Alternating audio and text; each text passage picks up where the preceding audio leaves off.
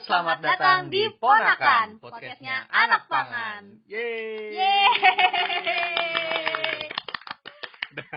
Gue Bebe. Gue Jacqueline. Kita berdua adalah mahasiswa Ilmu dan Teknologi Pangan Universitas Udayana angkatan 2017 yang dipercaya sebagai anchor untuk bawain podcast ini. Jadi pada episode pertama kali ini, yaitu sesuai judul lah ya, yaitu kita kenalan yuk. Nah, dari apa yang gue tahu nih, Ponakan itu adalah salah satu proker dari himpunan yang ada di program studi Ilmu dan Teknologi Pangan Universitas Udayana. Nah, daripada kita bingung nih, kita tanya langsung aja deh ke yang punya ide. Siapa lagi kalau bukan ketua terpilih Hima ITEPA 2020, Ibu Tuh Andriana Sastra Inggris. Yeay!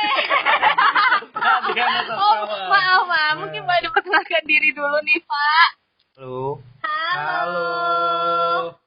Baik, jadi perkenalkan, aku Ibu Tuh Andriana Sastrawan, bisa dipanggil Andrew White. Oke, Kak Andrew. Aku biasa dipanggil Andre atau Sastra juga boleh. Baik, Kak Sastra. Aku dari ITP 17. Jadi kenapa milih podcast itu? Bisa jelasin Andre? Jadi awal-awalnya, dulu aku emang suka dengar podcast pas awal naik tahun 2017. Itu kan lagi ada penurunan radio gitu, penggemar radio jadi turun. Terus tiba-tiba di platform digital podcast naik tuh dan digandrungi anak muda. Nah, awal-awal aku naik aku dengerin Magna Talks, terus habis itu dengerin PORD. Oh, Raditya Dika. Iya, Raditya Dika. Terus dari sana Karin, Kak? kok asik juga ya. Bentar apa? Oh, Karin. Beda kali. Ini Beda, kan beda. Andre kan lebih ke seni, Oh, gitu. iya. Ke senja, lebih ke matahari, kopi, ya, gitu. Lanjut Andre. Lanjut, Jadi Kak. dari sana kan asik tuh dengerin podcast tuh, kayak banyak sumber, banyak yang diomongin di podcast. Jadi hal yang misalkan hal yang tabu, hal-hal yang kurang jelas kita bisa dengerin di sana tuh. Terus kalau radio kan itu bisa lewat gitu aja, kalau podcast kan bisa dengerin ulang dan bisa denger lagi gitu. Iya. Betul sekali. Betul. Ya. Jangan ketawa dong. Betul itu. Jadi kayak media ini benar-benar bagus bagi mahasiswa menurut aku. Kayak kita bisa terangin kajian-kajian atau bisa ngobrolin apa masalah-masalah atau isu-isu apa gitu. Dan yang utama aku mikir ini kayaknya media ini bagus buat ajang promosi. Kalau misalnya mau nyatain cinta bisa nggak, Kak? Wah, Saya nggak berani jawab. Tahu. Tanya ke Andre mungkin langsung ya. Oke, Kak Sastra. Ya, jadi itu kayak apalagi di dunia perkuliahan kan ada hal-hal yang di perkuliahan mungkin di kelas kurang jelas bisa kita obrolin di sini gitu. Jadi kan kayak lebih ngerti gitu. Nah, dari sanalah aku mikir kayaknya podcast ini bagus deh dibawa ke program kerja aku di tahun ini. Cakep. Nah, pas aku buat apa tuh PPT pemilihan ketua itu jadinya kayak ini aku bawa deh program kerja ini untuk di Departemen Komunikasi dan Informasi gitu. Oh gitu, Kak Sastra infonya. Lanjut lagi deh, Kak. Tadi kan kita udah sempet tuh ya, Kak, di awal perkenalkan diri sebagai mahasiswa Ilmu dan Teknologi Pangan. Nah, kayak kita perlu tahu deh, Kak, ini ngenalin program studi kita yang ini, yang the best banget ini loh. Nah, bener banget, Jack. Mumpung ada ketuanya nih, langsung aja nih. Gimana sih perspektif lu, Andre, pandangan lu soal mahasiswa Ilmu dan Teknologi Pangan ini sendiri? Apa aja sih yang dipelajarin? Oke, jadi ITP Ilmu dan Teknologi Pangan itu menurut aku sendiri ITP itu adalah ya jelas adalah program studi yang mempelajari tentang karakteristik bahan pangan. Jadi kita di sini mempelajari kebutuhan primer kita ini, bahan pangan. Siapa sih yang nggak butuh makan gitu kan? Nggak ada. Semua orang. Aku butuh. Iya, semua orang butuh pangan. Jadi di sini kita mempelajari mulai dari karakteristiknya, terus penanganannya, terus ada analisis kimia juga dan pengolahan terutamanya. Di sini juga dipelajari mikrobiologi, pengemasan sampai ke gizinya juga. Jadi itu emang dari pasca panen, dari hasil pertanian itu mulai sampai diolah, dianalisis, misalkan analisis mikrobiologi juga, sampai teknologi pengembangan bahan pangan, sampai masuk ke dalam tubuh kita, dipelajari juga gizinya, sampai keluar mungkin ada yang toksikologi juga, ada racun juga dipelajari di sini. Jadi setidaknya itulah kurang lebihnya. Program studi ini adalah ilmu yang mempelajari tentang pangan. Oke. Alas sopa. Aduh, mati. Nah, tapi sebenarnya aku agak kurang ngerti sih, Kak. Apa sih yang ngebedain program ilmu studi di Bali ini, di TP kita ini sama di universitas lain? Oke, jadi di Bali sama yang di universitas lain kayak di mungkin ya. Jadi kalau di Bali ini, di Universitas Udayana, mungkin bedanya itu kita di Bali lebih erat dengan adat Bali dan tradisional Bali. Ada sih yang membedakan jurusan ITP kita dibanding kota-kota lainnya itu mata kuliah pangan tradisional Bali. Itu jadi kita mempelajari aneka makanan dan jajanan tradisional dari Bali dan dianalisis juga bagaimana makanan tersebut gitu. Nah, gue sebenarnya ada pertanyaan pribadi nih dari gue sendiri. Sempat mikir tuh S1 gue ini mau dibawa kemana sih kerjanya? Lu sempat mikir gak sih, Jack? Sempet gila, kayak aduh, masa gue mau lari ke yang bukan di bidang ilmu gue sih. Mungkin dari Andre ada saran? Kalau menurut aku sih sebenarnya aku juga udah planning tapi belum tahu apakah bisa nanti sampai di sana kan. Di sana lah, kita pasti sampai lah gitu. Amin. Iya, jadi setelah S1 kita mau jadi apa gitu pertanyaannya kan? Kayak lagu Hindia ya, maaf, beta sampai. Iya. Aduh, kamu kok Saya suka Hindia, Kak. Lanjut Andre, biarin aja. Jadi kita ini setelah lulus jadi apa? Mungkin beberapa orang itu melihat program studi kita ini masih mengawang-awang kan. Tapi dari kita sendiri sebenarnya kita udah sering diedukasi bahwa kita ini sebenarnya prospek kerja dari ilmu dan teknologi pangan ini benar-benar luas, apalagi di bidang makanan. Yang pertama, yang tentunya kita bisa jadi kewirausahaan di bidang makanan. Nah, jadi kan banyak tuh wirausaha-wirausaha yang mengembangkan bisnisnya di bidang makanan. Seperti kayak kedai kopi, kayak cake mungkin, toko roti, kayak paling sederhananya dagang nasi bungkus, nasi padang gitu ya. Kayak gitulah. Sebenarnya sederhana sekali. Terus kalau emang kita nggak mau berwirausaha, kita juga bisa jadi PNS juga bisa sebenarnya. Kalau kita bisa masuk nanti di Badan Pengawas Obat dan Makanan ataupun di Dinas Ketahanan Pangan, itu kita bisa jadi PNS juga. Terus kalau mentok-mentok itu ya bisa kerja di pabrik. Bukan mentok lagi ya. Kalau di pabrik sebenarnya kita punya kerjaan yang cukup menarik atau dibilang sangat Masuk ke jurusan. Iya, masuk sangat ke jurusan itu yang utamanya itu di quality control. Di quality control itu kan kita sebagai penjaga kualitas dari produk yang akan keluar dari pabrik seperti itu. Jadi di sana sangat penting sih. Menurut aku ini sih yang prospek kerja yang paling masuk sih untuk anak ITP gitu.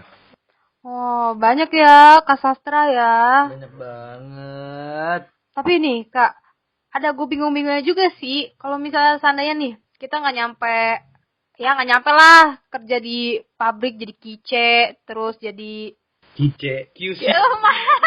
maaf ya. Saya dengerin. Indonesia soalnya. Tadi kalau misalnya di pabrik itu nggak jadi QC gitu, atau nggak jadi PNS, kerja di Bepom, kan aku nggak dapet PKL di Bepom ya.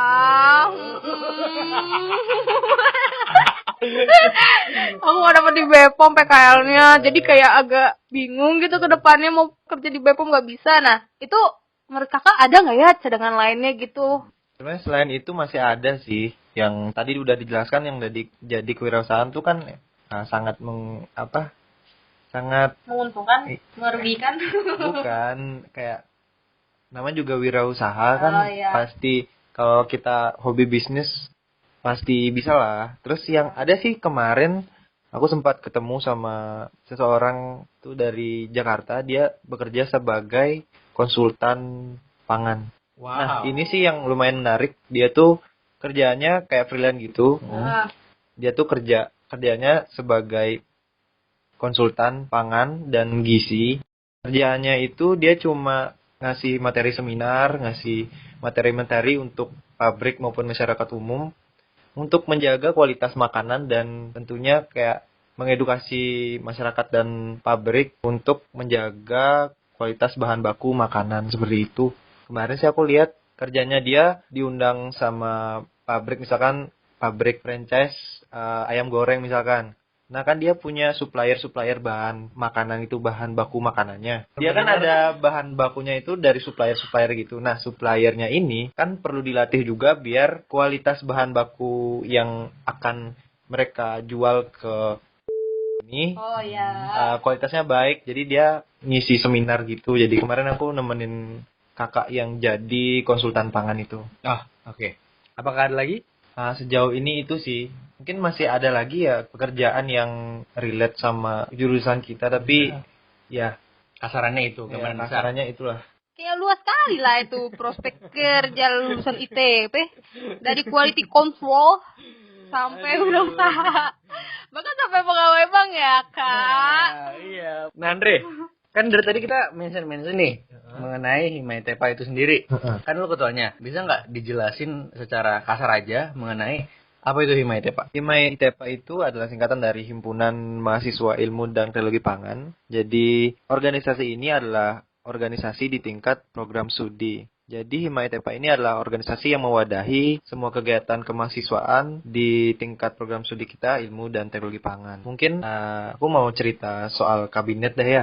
Boleh langsung. Ya, adapun kabinet yang aku usung di periode ini yang disebut Berdikari. Apa sih, Kak? Berdikari itu? Berdikari itu kepanjangannya bersama dedikasi kreatif dalam berinovasi. Jadi itu visinya. Oh. Nah, adapun sih misi dari Berdikari ini, saya Apa tuh, aku Kak? nggak hafal semuanya sih, tapi aku jelasin poin-poinnya aja paling ya. Tapi lucu ya, Kak, namanya Berdikari. Kayak Aneh banget. Maaf ya. Mungkin Jayu sambil Andre mikir Lagi dulu nih. dia lagi mengingat-ingat. Andre udah mungkin. Ada misiku seperti ini sih. Pertama mungkin di Berdikari ini aku ingin membuat organisasi yang menjunjung tinggi loyalitas. Nah, tentunya pada ITP dan ya saling menghargailah antar mahasiswa dari internal Himai Tepa maupun eksternal Himai Tepa. Terus yang aku tekenin sih karya nyata ya. Karena kita ini mahasiswa ya, mungkin kita harus punya program kerja yang efektif dan bermanfaat luas sesuai kebutuhan mahasiswa yang kala ini atraktif dan berdedikasi tentunya. Setelah itu Belum selesai. Saya Masih ada dua udah misi sabar lagi. gitu. Ya, aku juga ingin mewadahi minat dan bakat dari mahasiswa ilmu dan teknologi pangan, buat mereka kreatif, terhadap lingkungan juga, dan yang penting sekarang tuh kan beradaptasi di era digital di zaman sekarang kan. Makanya aku buat podcast ini. Nah, untuk itu juga kita perlu membina organisasi yang komunikatif dan bisa bekerja sama ataupun berkolaborasi dengan pihak manapun. Seperti itu sih. Semoga ya misi ini bisa terlaksana seperti itu. Amin. Amin. Asungkare. Lanjut, Kak. Nah, kan di Himai Tepa ini pasti ada departemen dong yang menjalankan misi yang tadi udah Kakak Sastra sebutin. Nah, di divisi-divisi itu ada kabinet apa aja sih, Kak? Di kabinetku ini ada 5 departemen. Yang pertama ada minat dan bakat. Yang kedua ada hubungan masyarakat. Terus yang ketiga ada komunikasi dan informasi. Selanjutnya ada kesejahteraan mahasiswa. Dan terakhir ada pendidikan dan penalaran. Mungkin dari setiap departemen itu memiliki program kerja unggulannya mereka sendiri. Perlu disebutin nggak nih? Mungkin gambaran umumnya aja kali ya? Boleh. Jadi di tahun ini yang udah jalan kemarin itu ada Sospus, sosialisasi UP, PKL dan Semhas. Yang kemarin kita tuh anak 2017 dan udah ada Himatepa Back to School, yaitu sosialisasi ke sekolah SMA untuk promosi program studi kita. Di mana anak SMA kan udah mau kuliah di semester depan. Betul sekali. Iya. Itu ada sosialisasi ke sekolah-sekolah.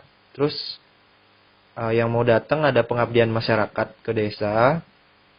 Selanjutnya ada sepologi, itu pelatihan PKM, ada inisiasi PKM gitu.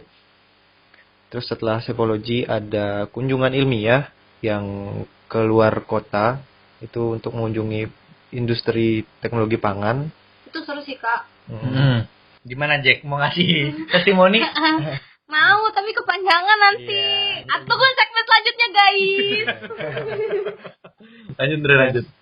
Setelah kunjungan ilmiah, kita ada hari susu. Kita ada bagi-bagi susu juga ke masyarakat. Susu. Ada bagi-bagi jamu juga di hari jamu. Jamu. Biar apakah jamunya itu, Kak? Biar sehat dong. Oh iya, benar. Kirain biar kuat. Kuat menjadi hidup. Betul. Pak. Pikiran saya itu kemana gitu kalau Lanjut. Setelah bagi-bagi jamu, kita ada program kerja Festival of Food Technology. Nah, itu ada beberapa acara mungkin di sana, kayak pelatihan produk kreatif dari mahasiswa kita, mahasiswa baru. Terus ada juga expo, ada yang utamanya di sana itu ada peringatan Hari Pangan Sedunia. Jadi Fast Food itu dalam rangka memperingati Hari Pangan Sedunia tanggal 16 Oktober. Pokoknya kali ya. waktu itu siapa yang MC sih, Kak? Aduh, Oh, malu iya. banget. Malu banget. jadi Hari Pangan Sedunia itu sebenarnya kita pura-pura lupa ya tadi ya. Oh iya, pura-pura lupa Iya. aja. Enggak, aku inget tadi 16 Oktober. Oh iya. Jadi Hari Pangan Sedunia itu di Aku 16 yang Oktober. Maaf ya. Kita ada orasi Hari Pangan gitu biasanya. Biasanya kita yang kemarin kita long march di Renon. Ya. Nah, itu lah ya, pokoknya lah ya. Nah, yang terakhir kita ada musim Maitepa, ada musyawarah mahasiswa juga, terus ada penentuan pemimpin baru Himatepa tahun depan gitu. Mungkin itu sih bayangannya kalau soal program kerja kita 1 tahun ke depan. Ih, penasaran banget sih, Kak. Pengen deh dengerin podcast selanjutnya nanti ya. Beneran banget gregetan. Ih, gregetanku jadi gregetan. Oke, makasih ya, Kakak. Siapa tadi, Kak, namanya, Kak? Andrew White.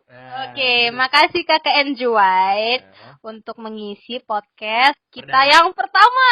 Ya, betul sekali.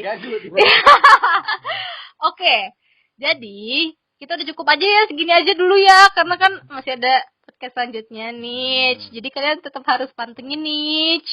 Nah, selanjutnya Langsung aja untuk info lebih lanjut tentang program studi ilmu dan teknologi pangan atau Himaitepa bisa langsung cek ke Instagramnya di @himaitepaunut dan @aksihimaitepa. Oke, itu aja dari gua Bebe. gue Jacqueline. Kita pamit undur diri, sampai jumpa di episode berikutnya. Bye.